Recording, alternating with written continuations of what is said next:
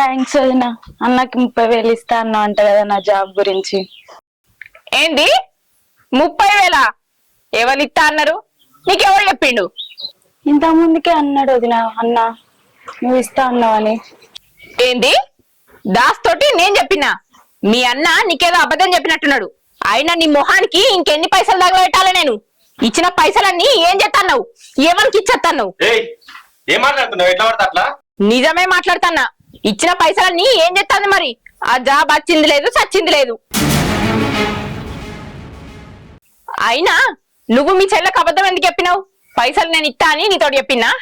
చెప్పు. నిన్ను అడిగినా, నువ్వు ఇయ్యా అన్నావు. సీనా నన్ను అడుగుదామనుకున్నా, అని అడిగిద్దామనుకున్నా. అయినా నీకేమైతుంది? అంటే నా మాట కాదని వేరే దగ్గర పైసలు అడిగిద్దాం అనుకున్నావా? అంటే ఇట్లా ఎన్ని పైసలు పెట్టినావు మీ చెల్లెకి? నిన్నైతే కట్టమన్నా కదా, నేనే కట్టుకుంటా కదా. ఏం మాట్లాడుతున్నావు దాసు? నీ సంపాదన వేరు, నా సంపాదన వేరా? అరే ఇప్పుడు ఏమైంది నాకు అర్థం కాదు. ప్రతి దానికి లొల్లి పెడతావు. నిన్ను అడిగినా, నువ్వు ఇయ్యా అన్నావు. బయట అడిగిస్తా అన్నా, దానికి ఏమైంది ఇప్పుడు? ఎందుకు దాసు నన్ను వేరు చేస్తావు? నువ్వు ఎప్పుడు అడిగినా పైసలు ఇయ్యలేదా? ఈ ఒక్కసారి ఇయ్య అన్నందుకు ఎట్లా మాట్లాడుతున్నావు? పెట్టుకుంటా వేనా కొద్దీ లక్షలైనా తింటారు. సంపాదించడానికి నాకు తెలుసు బరువేందో. ఖర్చు పెట్టేటోళ్లకు మీకేం తెలుస్తుంది? మత్తుగా పెట్టినావు. నాటి నుంచి నువ్వే దాస్తున్నావు మమ్మల్ని.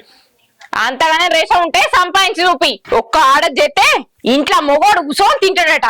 ఇంకా బాగా రేషం వస్తుంది ఉన్నది ఉన్నట్టు మాట్లాడితే.